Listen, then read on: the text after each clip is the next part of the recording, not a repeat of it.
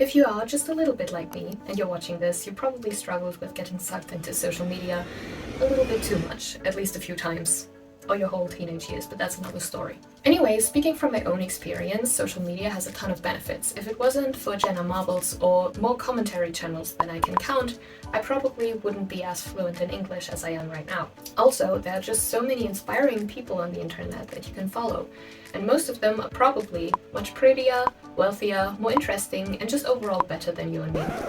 Oh wait, I was talking about the benefits of social media. When I think of social media, I feel like it holds me back and restricts me, but it also gives me so many insights, so many ideas and opportunities that I wouldn't have without it, and I wanted to capture these conflicting emotions in a dress design. When I thought of making this dress, I immediately thought of black.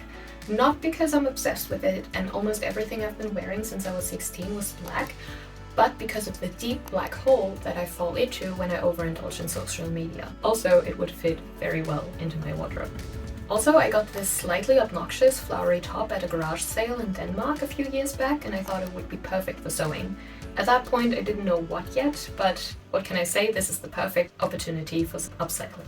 I like the idea of the black fabric being more structured and straight, symbolizing the rigid societal norms and expectations amplified by social media. The colorful fabric looks very creative and full of ideas to me. The flowiness of the fabric emphasizes everyone's unique creative spirit, the feminine flow of energy, basically the yin to my yang that would be the black base dress. And yes, I'm making my dress into a philosophical concept here. Also, to make the colors pop more, I got this white kind of chiffon-like fabric to put underneath. This next section will be about how social media makes us feel miserable, and this theme perfectly matches the skirt that we will make first. The process here was very straightforward. First, I drew on the skirt very professionally, and afterwards I made the lines a little bit more straight.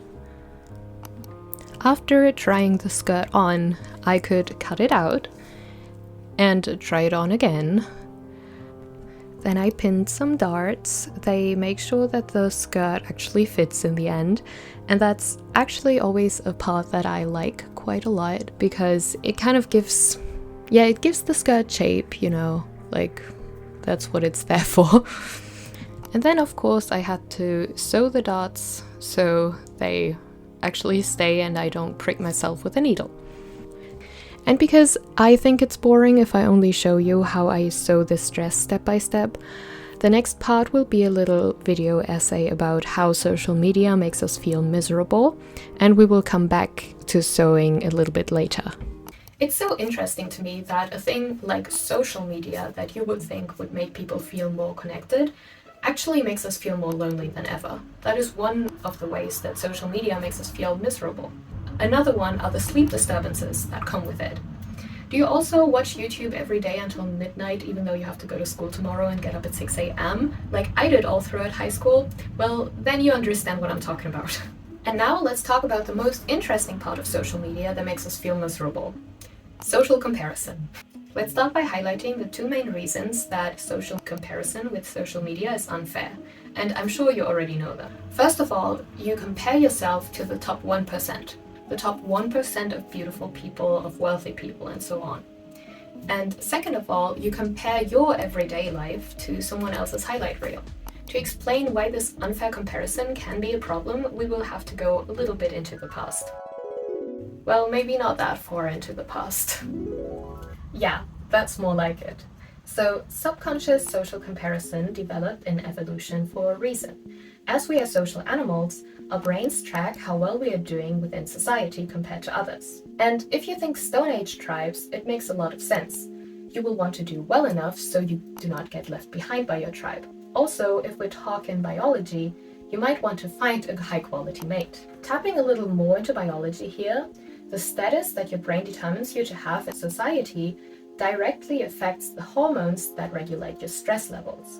So if your status is low, your stress levels are higher, which makes you more emotionally reactive and more prone to fall for instant gratification. Because back when our nervous system developed, having low status was equivalent to having less resources like food, mates, and shelter, and therefore you would always have to fear being attacked. This is where you need high stress levels to quickly respond and fight back or flee. And if you had the rare chance to find food or a mate, then you would instantly take it because you wouldn't know if this chance would ever come back. And that is why you are more vulnerable to fall for instant gratification if your brain tells you that you have low status in society. So you see, this mechanism of our brains is actually very useful in a survival context, but it can be counterproductive with social media. Because first of all, we have far too many people to compare ourselves to. When our brains developed, people saw a lot less people over their entire lifetime, because travel was more difficult, especially international travel. And most people spent most of their lives within the tribes, villages, and towns that they were born into. And within these confines, there were only a finite number of people, a finite number of beautiful people, a finite number of wealthy people, and so on. Within these constraints, our brains can determine our status within society quite precisely.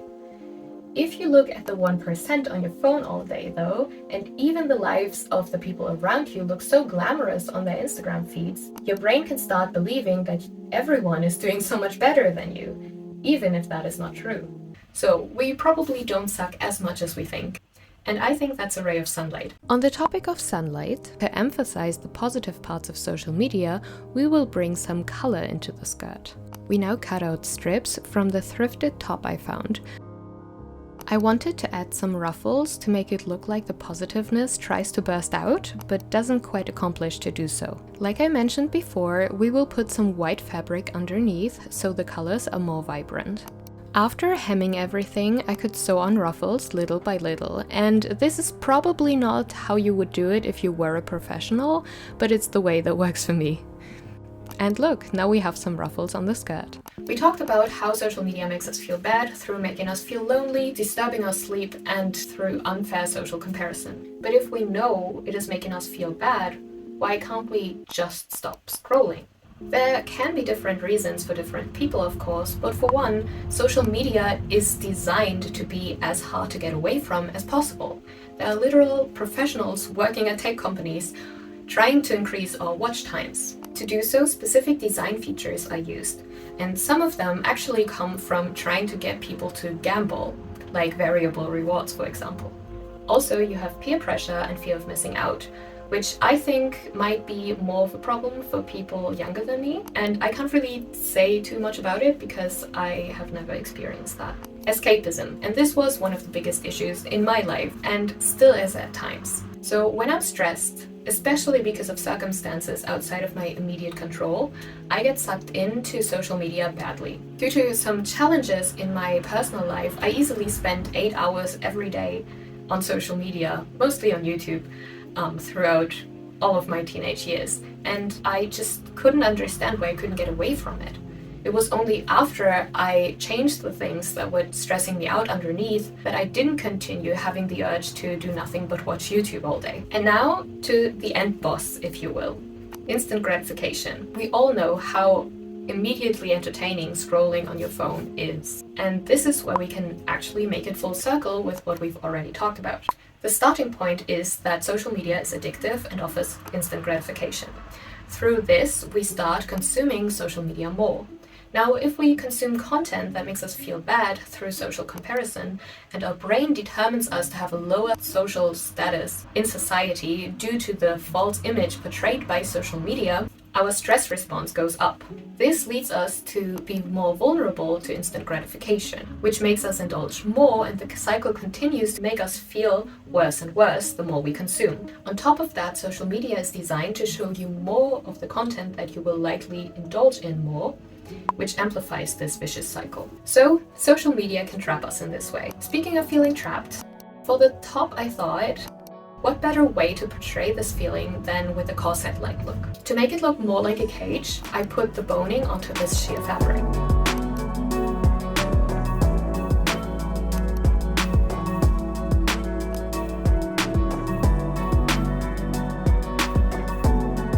The cage would also display the loneliness and social isolation that comes with social media addiction. I also added some straps to the top, which I neglected to film, and this is how everything looks after sewing anything, full of threads. And this is the final product. It's a little bit more flamenco dress-ish than intended, but as you can see, we have some black representing the dark under eyes that you get from the sleep deprivation caused by social media. We have some color standing for the excitement that you feel if you finally find something on your feed that actually interests you. And I refused to put boning to the back of the top because it was a pain to do so in the front, so I couldn't be bothered. I wanted to quickly highlight the importance of the straps. The ruffles added a lot of visual weight to the bottom of the dress, which I felt like couldn't be balanced by the busy cups alone. Therefore, I opted for wider straps and the ribbons pull the eyes up.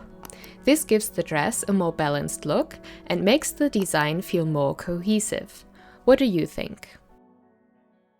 Okay, now that I've talked about all the problems that come with social media usage, it might seem even more difficult to get away from doom scrolling. But because I am an hopeless optimist, I want to tell you what helped me to get away from overindulging in social media regularly. Note though that I'm not a professional, and if your personal or professional life suffers due to your social media usage, please seek professional help. First of all, to avoid actively making yourself feel bad, I hate to tell you this, but you have to unfollow everybody that makes you feel worse about yourself. This is to ensure that your brain doesn't register you to have a lower social status than you actually have. And on YouTube, there is actually an option to select not interested in specific videos or even entire channels, and you gotta use this option. Sometimes when I want to go on YouTube, I just do so to click not interested on everything that I know makes me feel worse about myself. Whenever you feel the urge to use social media, try to quickly think of the reason why you want to do so. And bonus points if you write it on a piece of paper. If you can't really think of a reason to do so, maybe write down the feeling that you're feeling at the moment instead. And if that is too much to ask of you, maybe start with a simple tally list. Whenever you want to use social media, just make a little mark. This is just to help you get more self-aware of the situations where you want to use social media. This is not to stop anything right now. And now, when you are a little bit more self-aware, sit down on a table with a piece of paper and a pen and think about the bigger picture. In what situations do you typically want to use social media? Is it when you're feeling a certain feeling, if you have to do something that you don't want to do, or when you are at a specific place, maybe with a specific person? And then think about how these circumstances make you feel and how does social media help with this feeling? Could you maybe avoid or minimize being in these circumstances? And is there something else that you can do that is not social media that would also help with this feeling?